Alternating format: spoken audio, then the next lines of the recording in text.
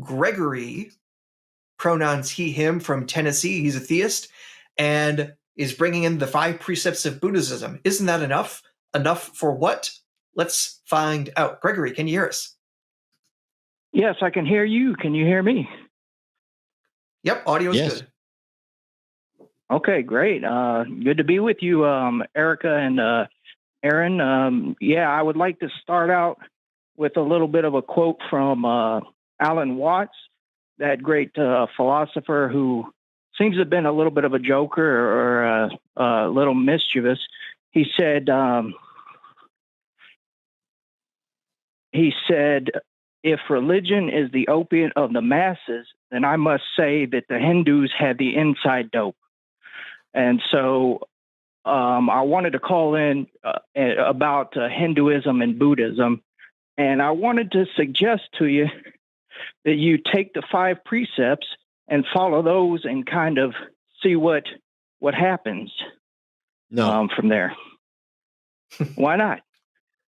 Well, I don't have any problem with 4 of them, but the 5th one prohibits intoxication. Okay. Well, yeah. And I would suggest to you the reason it's there is that as a person who you come across as someone who seems to be concerned about what's true and what's not, and I care about in those truth, intoxicated. Okay, yeah, you care about truth, but in intoxicated states, it seems as though people are not really seeing reality as it is. They think they're funnier than they really are, more attractive. Other people are more attractive to them than when they're not intoxicated. I think one of the precepts should be to mind your own business and stop being judgmental about people. Do you know how much music and how many movies and songs and wonderful pieces of art would not exist if people hadn't been taking drugs? Well, I mean, I suppose you have a point. Now, am I being judgmental and not minding my own business here? Is that what you're suggesting? When you start start portraying intoxication as if people just think they're funnier than they are, well, funny is subjective. So the fact that you might not find them funny doesn't tell you whether or not somebody else does, but it's also about individual freedom and liberty. And so I have no problem with responsible use of alcohol, drugs, etc., including intoxication, as long as it's done responsibly. It's when you get irresponsible with it that it causes problems for you and other people, and you have to take responsibility for that. So that's one of the 5 precepts that I wholeheartedly object to. Okay. What about you, Erica? You got anything to kind of add here? Or? I'm remembering that the injunction against drinking alcohol in Islam, is similar in this intoxication business, but also how some used it to do things that we might consider not good. So one of the famous philosophers in medieval Islam who basically wrote some things that some people considered anti-scientific. He also argued against the deep study of mathematics because he thought it was a form of intoxication. But if you talk to a mathematician, you could tell, oh boy, these people are obsessed with numbers. And if you stretch out that idea of intoxication, that it takes you away from focusing on quote unquote what you should be, then this becomes a prescript against deep mathematics. And boy, oh boy, is the world better because some people got obsessed with trigonometry. So I'm a little bit worried how far these precepts can go, even if we accept them. Even if we say these 5 precepts are good, do they actually take care of all of our problems? And in the interpretation process, do we create things that we discover are actually not good? That maybe following 5 rules and then trying to form fit them to all of our cases leads to negative consequences. Yeah, I think there's some other stuff. Yeah. Also, I have a question about the 3rd precept of Buddhism. Yeah. Okay, go ahead. It prohibits sexual misconduct. And while I would agree that I'm opposed to sexual misconduct, how we define sexual misconduct is a completely separate thing. For example, Does that mean monogamy? On my end, well, I'll How can come it out be? and How kind of can it show be a some. precept? How can it Okay, be a well, am I precept getting on being your end? interrupted here? Yes. When you say You're on asking your me. yes, yes, I'm trying to point out why I'm interrupting, and it's always going to happen. It's for clarity. When you say something like Okay. on my end, I'm trying to figure out, do you mean that the rules are different for you? Well, I was trying to answer the question there, Well, I apologize. There's the a rules are not delay. different for me. Okay. There's a delay, Okay, and yeah. I'm trying to get clarity. I'm sorry that I have irritated you so terribly. Maybe I'm you not should the take one a breath. irritated. Maybe you should Okay, take a go ahead. breath, because I'm trying to figure out. Yeah. My point is, there are a lot of different takes on what the third one does mean or should mean. And so when you say from your perspective, all I wanted to know is, are you saying that it's different for different people, or that you have the right understanding? I'm not saying I have the right understanding, okay? I'm here to suggest that, there are certain religions, Buddhism being one of them, that says you don't necessarily have to believe anything I'm telling you. Just keep the 5 precepts, see what happens. As someone who's interested in experimentation, things like, the scientific method, things like that, I thought maybe you would be more open to trying that, but you don't seem to. I got a hard no from you basically right at the beginning. So. Yes, and then I explained why. I'm so thankful that you're judgmental about my psyche, but I'm trying to figure out. You're the one using words like judgmental. You are being judgmental. You've absolutely came in with perception to me, and you did not like the fact that I gave you a no. And I'm trying to get to some clarity here to explain why I'm probably also a no for number 3. But what we need to find out is, what does that actually mean when the third precept of Buddhism is to refrain from sexual misconduct? Does that include homosexuality? Does that include polygamy? Does that include polyamory? Does it include, because depending on who you talk to within Buddhist traditions, you're going to get a number of different answers from those, including advocating for celibacy amongst the monks and the clergy, and making it sexually immoral to engage in sex with some of them. So I'm trying to figure out, and you said you don't say that you have the right answer. So who does have the right answer as to what the third precept means? Well, you've already answered some of the question you've asked on your own, because you've pointed out rightly, I think, that the monks are celibate. And so it's different for lay people. Okay. But no, I'm sorry, that wasn't my question.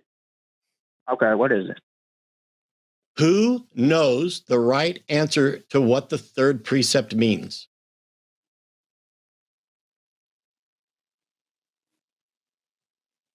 I don't know, Matt. I'm not here with all the answers. It doesn't seem like you're here. I'm wondering who has it. If you're saying that what would be wrong with following the 5 precepts, and I point out that I don't even know what the third precept means, and I ask you who does know, and you say you don't know, how can you be advocating for a precept that you don't know what it means and you don't know who does? All right, Matt. I can tell you a little bit about it. All right. The idea is that can you tell me what the right answer is? The right answer? Yep. That's something you got to find for yourself. I mean, cool. I'm not here. I found my right answer. I don't need Buddhist precepts that are ill-defined that say I need to find out on my own. Okay. Well, then, I mean, I could talk a little bit about, space and time. I know somebody else that was discussing that. Do you think we're looking for a co-host to come in and pontificate on other things? You called in to ask if keeping the precepts of Buddhism was enough, and I said no. I'm still talking. I'm still talking. I don't need you to fucking tell me to go ahead. I need you to shut your pie hole while I'm talking. All right, Matt. All right. Or is it Aaron? Gregory. It doesn't matter. That part's a joke. Shut your pie hole. You called in to ask if keeping the 5 precepts of Buddhism was enough. And I pointed out that I have an objection to one of them under almost any understanding, and that another one, I don't know what it means. So I asked you to tell me what it means. You couldn't say what it means, and it's something you have to find out for yourself. I find it useless to suggest people follow precepts that aren't sufficiently defined that they got to go figure it out for themselves. Meanwhile, I'm a secular humanist, and I advocate for principles of secular humanism, which are far better defined than these ones within Buddhism. So why should I stop being a secular humanist and go be a Buddhist if I've got to figure out what it means on my own when I already have? All right, Aaron, Matt, whoever I'm speaking with. Let me just say this, okay? I think what is showing through is a little bit of your past history. I don't need you to fucking try to psychoanalyze me, you garbage thinker who made a suggestion and got bent out of shape when I asked you what the right answer is, because you don't have the right answer.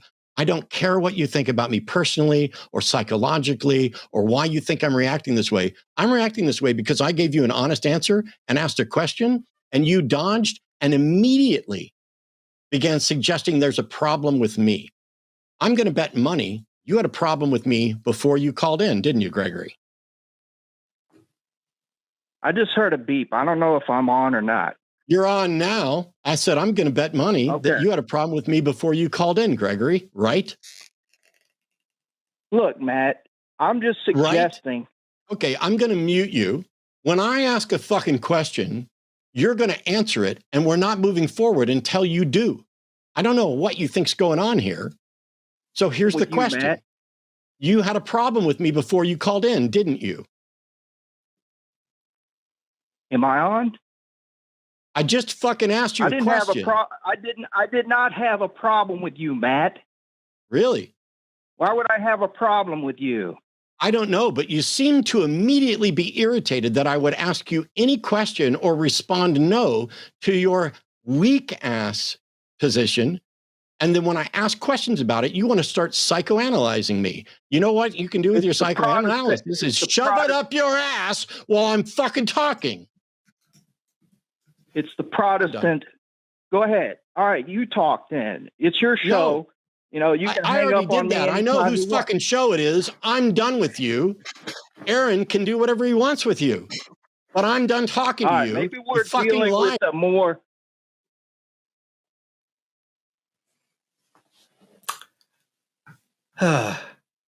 Truly, we see the peace that Buddhism brings today. Okay, am I still on? I don't even know where we're at. I think I know where we're at, but Greg, yes, you still are. I'm willing to entertain a little bit more conversation.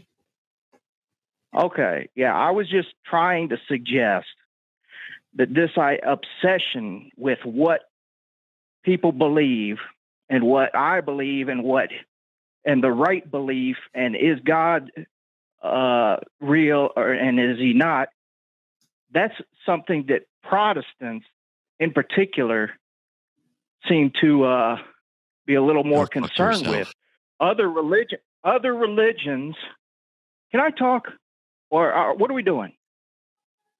I can still talk. I can still fucking talk no matter what happens here. I don't care. Your bullshit psychoanalysis that it's Protestants that are, you know what I'm concerned with? Not God. I'm concerned with truth, and I'm concerned with honesty, and I'm concerned with fucking integrity, which you should fucking learn before you sit down and suggest Matt's problem is he's a Protestant. No, I'm a fucking atheist, and I'm an atheist because I'm a skeptic and a humanist, and I asked you questions that were simple that you utterly failed on. And now, even after telling you to shove your psychoanalysis up your ass, now you're going to be like, well, the real problem with Matt is that he's a Protestant and they're overly concerned with what other people believe. I'm concerned with what people believe because they vote and make decisions based on those beliefs. And they are currently taking over the fucking country I live in, denying the law, standing up against the law, shooting down due process, and attacking everybody and deporting people. So fuck you and your Matt's a Protestant is too concerned with God. Continue. All right. I don't know. Where are we? Okay, let me see. I already said that. You got a script? No. Why would I? Then why would you say I already said that when you're trying to figure out where you are and you said I already said that? Is it and you don't have a script? I don't believe a word you say, Gregory. Okay, then you're free not to believe. Obviously, you can believe whatever you want. You have done that. No, you can't, because belief isn't responsive to the will. Belief is what you are or aren't convinced of. And you have convinced me that you are not a serious interlocutor because you called in to advocate for something that you do not even know what it means, and then tried to shit on me and psychoanalyze me because I actually give a shit about truth and clarity. I wish you did.